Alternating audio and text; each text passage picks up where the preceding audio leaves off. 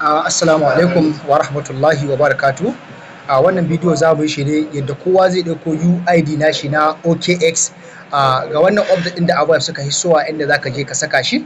Insha Allah za mu nuna inda kowa zai je ɗauko UID nashi na OKX cikin sauƙi. Kar a manta a danna mana subscribing da ƙararrawa da kuma share da liking na YouTube channel ɗinmu Mabash TV. Insha Allah a gurguje za mu nuna inda kowa zai ɗauko UID na OKX insha Allah. To Allah ya ba mu sa'a, Allah ya ba mu sa'a, Allah ya taimake mu. Kamar da kuka gane mana shine na inda aka sa verified, inda aka sa verified din da zaku daga.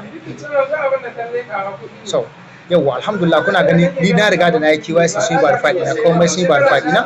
To alhamdulillah. Nan kuna gashi nan ne UID. Ku lura da kyau gashi kuna gani UID. To za mu ɗauki UID ɗin sai mu koma can kan Avive application sai mu shiga insha Allah.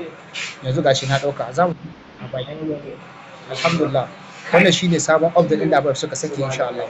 So kamar da kuke gani a nan Avive power of campaign nan zaka shiga akwai inda zaka sa shi sai ka danna gani sai mu jira ya buɗe. To alhamdulillah.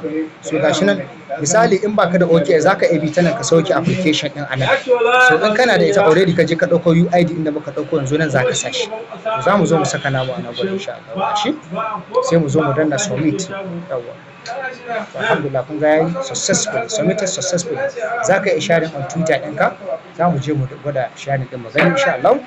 Kar a manta a kasance tare da mu a cikin wannan YouTube channel din Mabash TV insha Allah. Idan muka daura sabon bidiyo insha Allah za ku ga sabon hakan Allah ya yarda. So za mu da post nan post zaka danna ana danna shi kenan. Alhamdulillah. So mun gama duk wani abu da ya kamata insha Allah kamar da kuke gani su ma Avive din ga sun nuna da kowa zai je dauko insha Allah kamar da kuke gani. To Allah ya ba mu nasara, Allah ya taimake mu. Ina muku fata alkhairi.